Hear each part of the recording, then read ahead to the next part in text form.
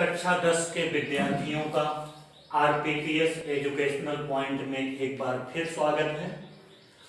आज हम लोग पढ़ेंगे प्रकाश का अपवर्तन यानी रिफ्रैक्शन ऑफ लाइट। इसके पहले हमने पढ़ा था प्रकाश का परावर्तन और अब हम चलते हैं प्रकाश के अपवर्तन में। जब प्रकाश आपको बताया जा रहा था तो ये बताया गया था कि प्रकाश की चाल भिन्न भिन्न माध्यमों में भिन्न भिन्न होती है और इसी भिन्न भिन्न माध्यमों में प्रकाश की चाल भिन्न भिन्न होने के कारण प्रकाश में अपवर्तन का गुण होता है। प्रकाश का अपवर्तन कहते किसे हैं? जब प्रकाश किरण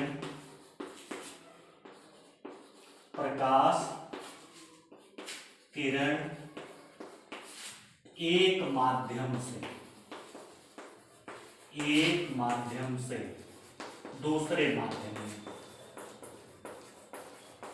में जाती। जब प्रकाश किरण एक माध्यम से दूसरे माध्यम में जाती तो उसका पथ परिवर्तित हो जाता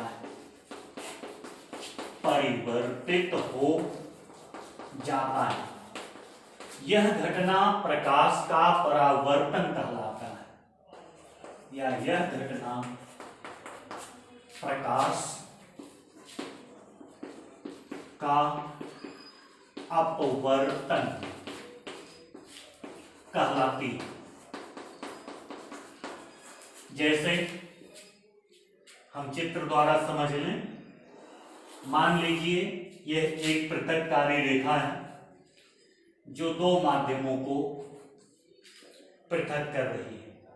हम ये मान लेते हैं कि ऊपर जो माध्यम है वो वायु है और M1 M2 द्वारा पृथक होकर नीचे एक दूसरा माध्यम है और वो कांच है। वायु विरल माध्यम है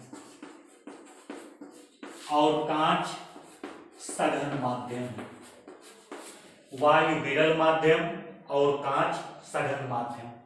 मान लेते हैं कि कोई एक आपतित किरण इस पृथक्कारी रेखा, ये मान लेते हैं किरण AB है, जो पृथक्कारी रेखा या तल M1 M2 पर पड़ती है। इस बिंदु B पर इस तल से 90 अंश का कोण बनाने वाली रेखा अभिलंब कहलाती है। ये मान लेते हैं अभिलंब है। अभिलंब। अब हमें ध्यान देना है आपतित किरण AB, आपतित किरण AB पृथक्कारी माध्यम के बिंदु B पर आपतित होती है। अब इसे सीधे जाना चाहिए था, ऐसे निकल जाती, लेकिन नीचे सघन माध्यम है। सघन माध्यम है तो ये अपने मार्ग से विचलित होगी और अभिलंब की ओर जाएगी। यहां देखिए चली गई।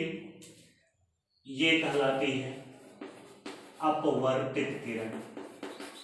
अपवर्तित किरण तो वही हुआ जब प्रकाश विरल माध्यम से सघन माध्यम में जाता है।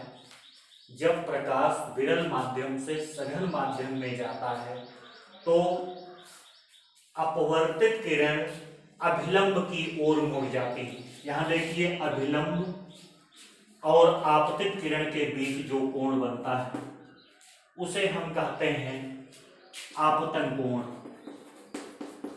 आपतन कोण।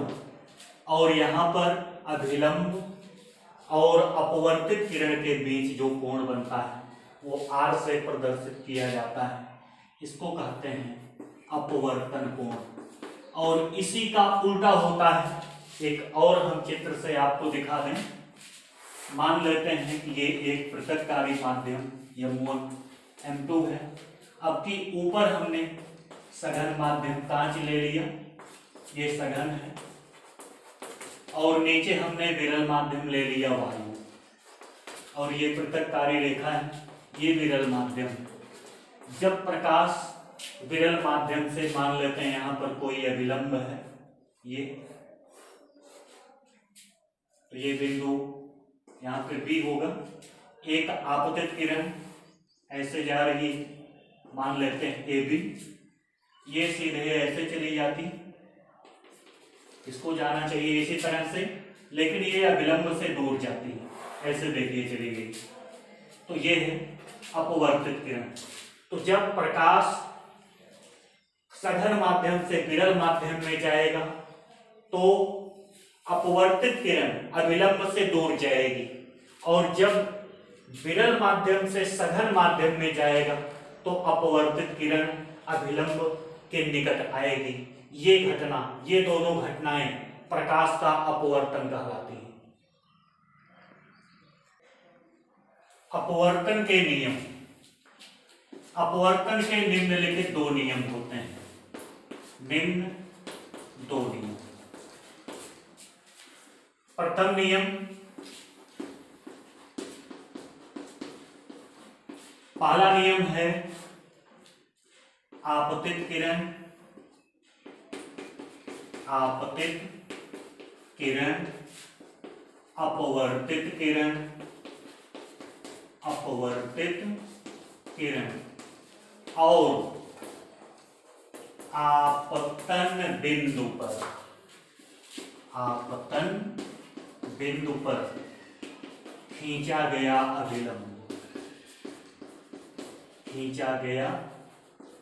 अभिलंब, तीनों एक ही तल में होते हैं, एक ही तल में होते हैं। और दूसरा नियम है, द्वितीय नियम,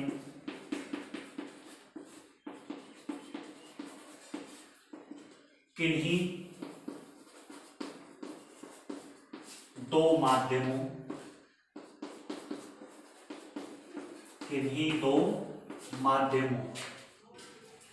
के बीच प्रकाश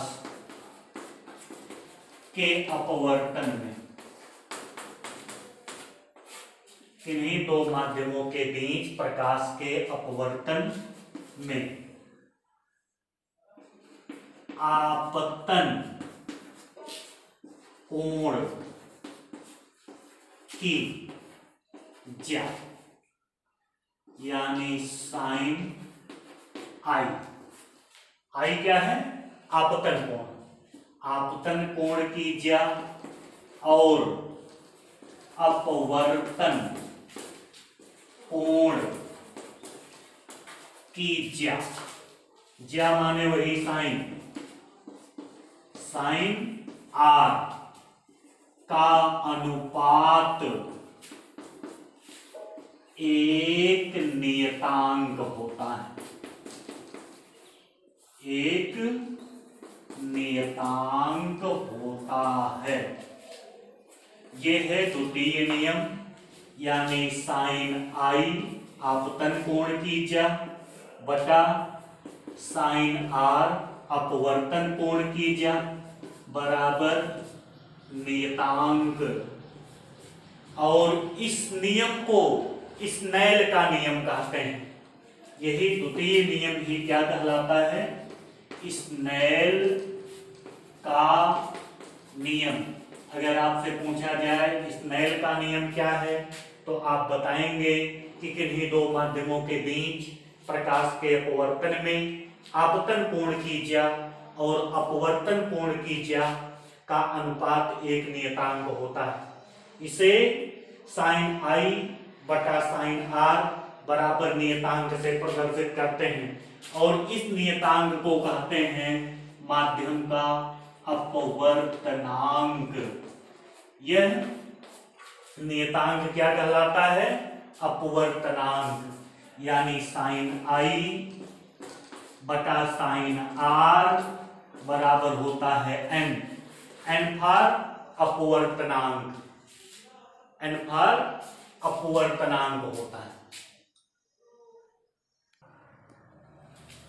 जब प्रकाश किरण एक माध्यम से दूसरी माध्यम में जाती है। जब प्रकाश किरण एक माध्यम से दूसरे माध्यम में जाती है तो माध्यम 1 के सापेक्ष माध्यम 2 का अपवर्तनांक 1n2 से प्रदर्शित किया जाता है।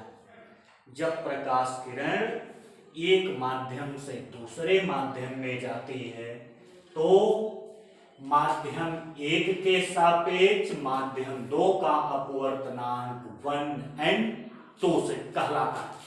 इसी प्रकार जैसे हम उदाहरण ले लें, वायु के सापेक्ष कांच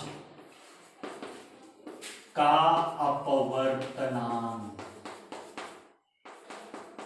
वायु के सापेक्ष कांच का अपवर्तनांक। पहला माध्यम क्या है? वायु यानी ए, एयर, और कांच यानी जी, ग्लास, ANG। इसी प्रकार हम कहें कांच के सापेक्ष वायु का अपवर्तनांक, कांच के सापेक्ष वायु का अपवर्तनांक, ये कहलाएगा GNA। तो 1n2 या ANG, GNA, इसका मतलब यही होता है। जैसे ANG लिखा है तो इसका मतलब है वायु के सापेक्ष कांच का अपवर्तनांक। GNA कहीं लिखा है तो इसका मतलब है कि कांच के सापेक्ष वायु का अपवर्तनांक। अपवर्तनांक और प्रकाश की चाल में संबंध। किसी माध्यम का अपवर्तनांक n बराबर होता है निर्वात या वायु में प्रकाश की चाल, निर्वात या वायु में प्रकाश की चाल बटा माध्यम में प्रकाश की चाल, अर्थात n बराबर होता है C/V। अब हम एक उदाहरण ले लें, जैसे ANG बराबर, ANG का मतलब वायु के सापेक्ष कांच का अपवर्तनांक, ANG का मतलब वायु के सापेक्ष कांच का अपवर्तनांक। इसका मतलब होगा वायु में प्रकाश की चाल, प्रकाश की चाल बटा कांच में प्रकाश की चाल, कांच में प्रकाश की चाल। और वायु में प्रकाश की चाल होती है 3 × 10⁸ मीटर प्रति सेकंड। अगर हम कहें ANW यानी वायु के सापेक्ष जल का अपवर्तनांक, ANW का मतलब वायु के सापेक्ष जल का अपवर्तनांक, तो यहां होगा वायु में प्रकाश की चाल, प्रकाश की चाल बटा जल में प्रकाश की चाल, जल में प्रकाश की चाल। अब प्रकाश किरणों की उत्क्रमणीयता, प्रकाश किरणों की उत्क्रमणीयता हम मान लेते हैं वायु के सापेक्ष जल का अपवर्तनांक ANW बराबर क्या होगा? sin I बटा sin R। ANW बराबर sin I बटा sin R, यानी वायु के सापेक्ष जल का अपवर्तनांक। अगर हम प्रकाश किरणों को पलट दें, ये मान लें समीकरण 1, अब हम जल के सापेक्ष वायु का अपवर्तनांक निकालें WNA, ये है जल के सापेक्ष वायु का अपवर्तनांक। तो आपकी sin R ये आपतन कोण होगा और sin I ये अपवर्तन कोण होगा। ये नंबर 2। अब 1 और 2 में गुणा करें, गुणा करने पर 1 और 2 में गुणा करने पर ए एन डब्लू गुणे डब्लू एन ए बराबर ये कैंसिल हो जाएगा, 1 आएगा। तो यही है ए एन डब्लू गुणे डब्लू एन ए बराबर 1 होता है।